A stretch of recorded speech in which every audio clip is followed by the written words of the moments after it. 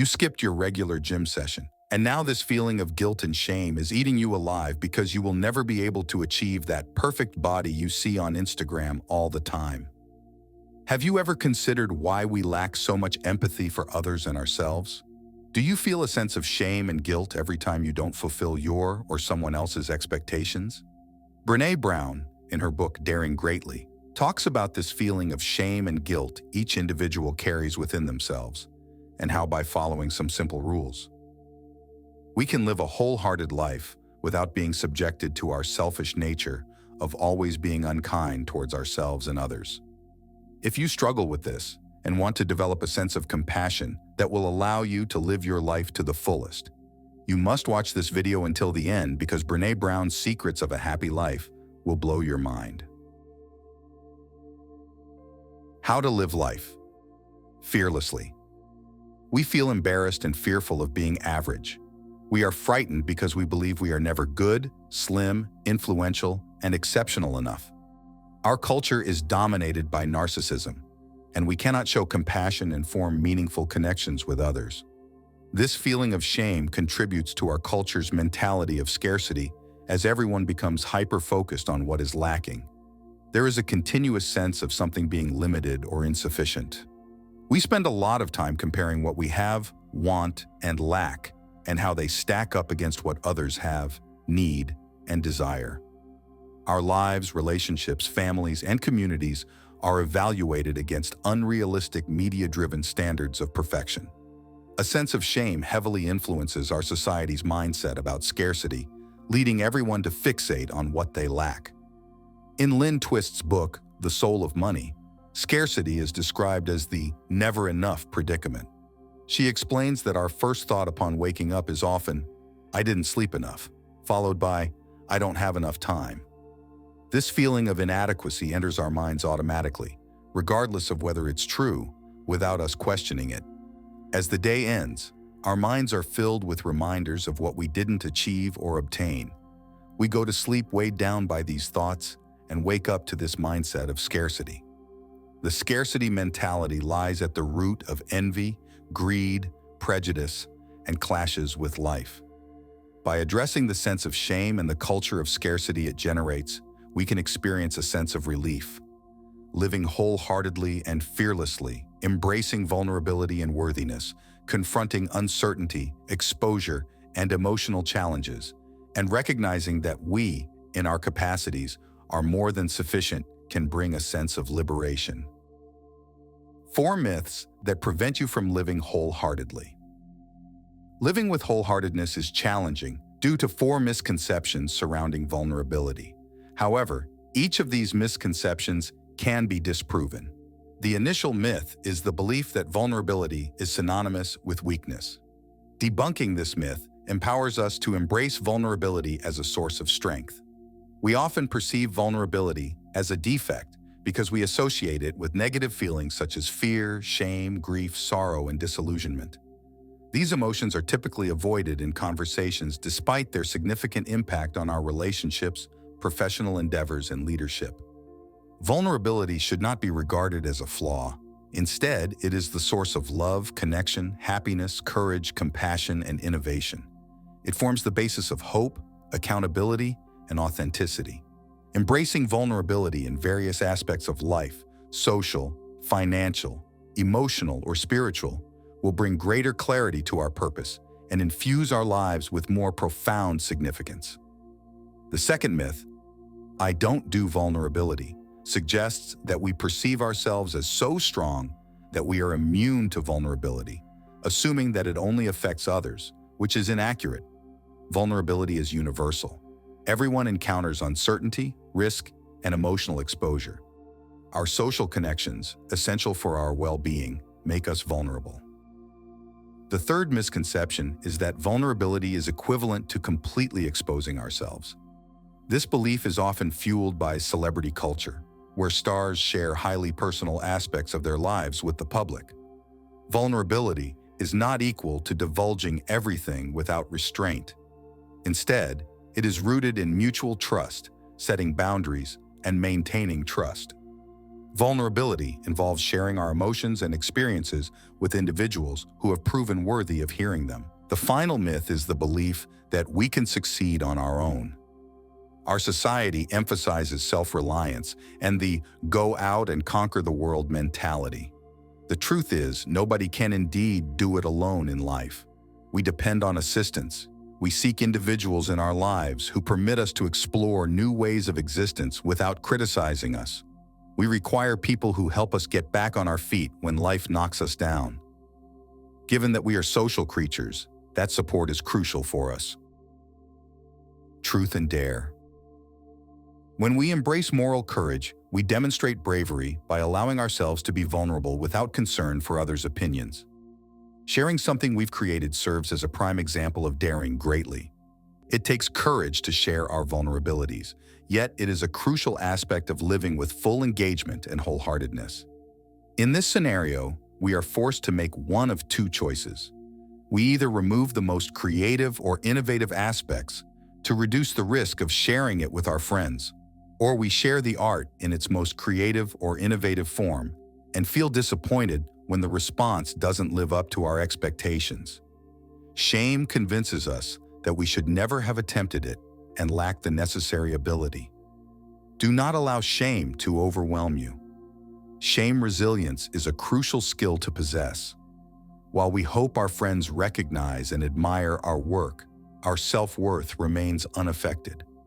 We understand that our identity is not solely defined by the things we create. Even if it's disappointing not to receive validation from friends, our efforts reflect our actions, not our core being. Regardless of the outcome, we have already embraced the challenge, staying true to our values and the person we aim to become. When our worth is not on the line, we are more likely to exhibit courage and take the risk of showcasing our true talents and abilities. This mindset makes us more open to seeking, accepting, and utilizing feedback. When we feel secure in our worth, we are more likely to show courage and take risks to reveal our talents and abilities. We become more receptive to seeking, receiving, and applying feedback. We become committed and persistent, expecting to keep trying until we succeed. Our efforts have become more innovative and creative. In the pursuit of taking bold steps, mistakes and deficiencies will occur. Failures, errors, and criticisms are inevitable. However, to navigate the disappointments, painful moments, and hardships of living a whole life, we must not mistake failure for being unworthy of love, acceptance, and happiness. If we do, we will stop showing up and try again. Stop masking your vulnerability. Behind a mask, many of us find a sense of safety and strength, shielding our vulnerabilities from others. We adopt 3 strategies to achieve this: anticipating joy, pursuing perfectionism, and numbing our emotions. Anticipating joy involves approaching moments of happiness with a deep sense of apprehension. This fear often arises when we are experiencing joy, such as watching our children sleeping and suddenly feeling anxious about their safety. This feeling is rooted in our culture of scarcity and fear, where we never truly feel secure, assured, or deserving of the joy we experience, leading us to anticipate the next misfortune in our lives. During moments of happiness, we become susceptible. Cultivating a consistent appreciation during our happy times is the pathway to taking risks and resisting impending feelings of joy. Perfectionism is a detrimental and compulsive mentality that convinces us that by appearing flawless and executing everything flawlessly, we can avoid or diminish the intense emotions of shame, criticism, and fault-finding. Instead of protecting us from shame, criticism, and fault-finding, perfectionism amplifies these challenging emotions. It becomes an obsessive pattern because we don't question its faulty logic and become engrossed in striving to appear and perform everything flawlessly. Stop shaming people. Suppose an organization's preferred management approach involves criticizing subordinates in front of colleagues, publicly reprimanding them, or implementing reward systems designed to belittle, shame, or humiliate people. In that case, shame becomes ingrained in its culture. Numerous teachers shame students for perceived inadequacies or an apparent inability to learn.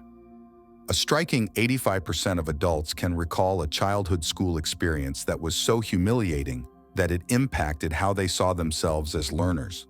They can vividly remember a specific incident where their teachers made them feel inadequate. Shame and the act of shaming are ingrained in us through our families, and at times we perceive it as an effective method for managing people or running a classroom. However, when shaming becomes prevalent in the workplace or educational environments, individuals disengage for self-protection. Consequently, they may become reluctant to participate, indifferent, or resort to dishonest behavior such as lying, stealing, or cheating, often justifying their actions. To combat the prevalence of shaming in corporations and educational institutions, it is imperative to cultivate a culture of shame resilience and support leaders within these organizations willing to foster open and honest dialogues about the detrimental impacts of shaming. Do you know that Brené Brown pointed out the difference between shame and guilt? Guilt involves feeling bad about your actions, whereas shame involves feeling bad about yourself. Be the adult you want your children to become. Parenting excellence is less about our knowledge of parenting and more about our identity as parents. It's about something other than whether we parent correctly, but about whether we embody the qualities we hope our children will emulate as adults. We all desire our children to find happiness, form connections, succeed in their careers, and stay secure, but we need a foolproof method to ensure these outcomes. The roots of our sense of worth and adequacy can be traced back to our early experiences within our immediate families. This is where we first form our sense of self and learn how to engage with the world during childhood.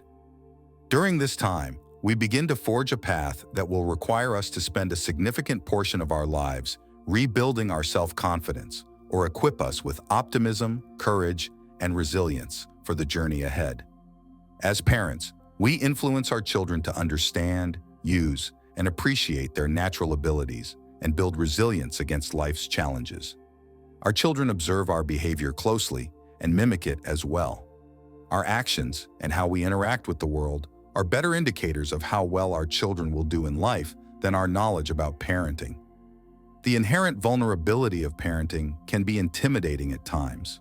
Still, we should accept it as it creates a rich and nurturing environment for teaching and fostering connection, importance, and love. We should embody the values that we want to instill. If you have reached the end of this video, we are sure that you must have identified the issues you have with your self-esteem and being vulnerable.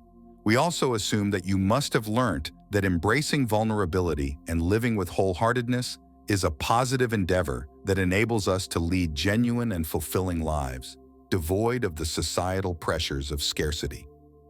Brené Brown's book serves as a great reminder that by embracing a positive mindset, you will benefit yourself and break the unlimited chains of generational trauma.